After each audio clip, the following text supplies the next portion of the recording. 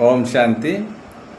ఇప్పుడు నిజానికి మనం జన్మ తీసుకున్నప్పుడు మన తల్లిదండ్రులు ఏంటంటే ఒక పేరు పెడతారు. అదే ప్రతి ఒక్కరు వాళ్ళకి ఇష్టదేవతలు ఎవరైతే ఉన్నారో వాళ్ళ పేర్లు పెట్టుకుంటారు. ఏదో నారాయణ అని, లేకపోతే శ్రీనివాస్ అని, గణేష్ అని, భాస్కర అని, మణి అని, శంకర్రావు అని, ఇలా రకరకాలుగా పేర్లు ఆ పేర్లు పెడుతూ ఉంటారు. అంటే వారి పేరు అసలు మరి అంతకుముందు బయటకు వచ్చాక కదా మనం పేరు నిర్ణయిస్తాం. మరి బయటకు వచ్చిన వాళ్ళు ఎవరు, ఆ వ్యక్తి ఎవరు, ఎక్కడి నుంచి వచ్చారు, ఏంటి అని మనం మనకు తెలియదు. సో అయితే ఇక్కడ ఏంటంటే పేరు ఒకటే పేరు మీద నడుస్తుంది అన్నమాట. అంటే శ్రీనివాస్ అంటే శ్రీనివాస్, ఇంకా అప్పటి నుంచి చివరి దాకా శ్రీనివాసే అంటాం. అంటే లైఫ్ టర్న్ అంతా శ్రీనివాస్ మీదే నడుస్తుంది. శ్రీనివాస్ అయిపోయిన తర్వాత నెక్స్ట్ ఇక్కడ జన్మ తీసుకున్నాం అనుకోండి. అప్పుడు చనిపోయినప్పుడు అతను ఏమంటామంటే శ్రీనివాస్ అంటే అంటారు చాలామంది. పుణ్యాత్ముడండి, ధర్మాత్ముడండి, మహాత్ముడండి, లేకపోతే పాపాత్ముడండి అంటారు. అంటే అతను ఏదైతే కర్మ చేస్తాడో ఆ కర్మానుసారంగానే అభివృద్ధి లభిస్తుంది. శ్రీనివాస అని అనం, శ్రీనివాస ఆత్మ గారు అని అనం. శ్రీనివాసరావు గారు చనిపోయారంటే అంటాం శ్రీనివాస గారు చనిపోయారని.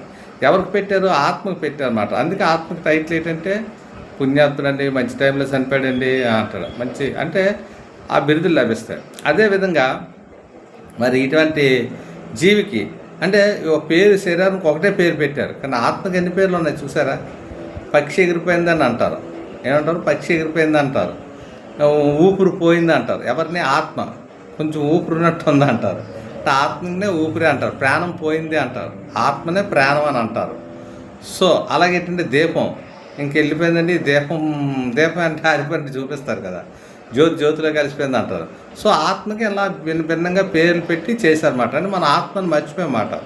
ఎప్పుడైతే మర్చిపోయాం పరమాత్మని కూడా మర్చిపోయాం. తండ్రి మాట ఆయన దగ్గర నుంచే మనం వచ్చామాట.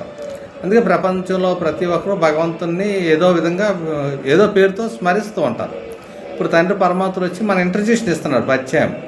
నువ్వు ఒక ఆత్మని, చైతన్య ఆత్మని.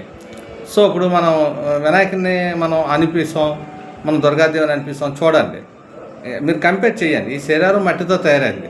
మన వినాయక ప్రతిమ కూడా మట్టితోనే తయారు చేస్తాం. దుర్గాదేవిని కూడా మట్టితోనే తయారు చేస్తాం. మట్టితో తయారు చేసిన పందిరిలో దేవుని తీసుకెళ్ళి నిమజ్జనం చేసినప్పుడు నీటిలో దేంట్లో నిమజ్జనం చేసేస్తాం కదా. మళ్ళీ తిరిగి వచ్చితే ఆ పందిరిలో ఏంటంటే దీపం ఉంటుంది. వచ్చిన దాకా దీపం ఉంటుంది, నూనె వేసి దీపం వెలుగుతూనే ఉంటుంది. సో చనిపోయిన ఇక్కడ మన శవం కూడా తీసుకువెళ్ళిపోయినప్పుడు అక్కడ తీసి దాన సంస్కారం చేసుకొని వచ్చిన తర్వాత ఇక్కడ దీపం ఉంటుంది. సో ఆ దీపానికి ఈ దీపానికి వ్యత్యాసం ఏంటి, గుర్తు ఏంటి అంటే అది మట్టి బొమ్మే, ఇది మట్టి బొమ్మే. ఇది తత్వాలతో తయారైంది, అది తత్వాలతో తయారు. రెండింటిలో ఉన్నది ఒక ఆత్మ, చైతన్యం అని మొట్టమొదటి ఆత్మ కోసం తెలుసుకొని పరమాత్మను వచ్చేయండి. ఓం శాంతి.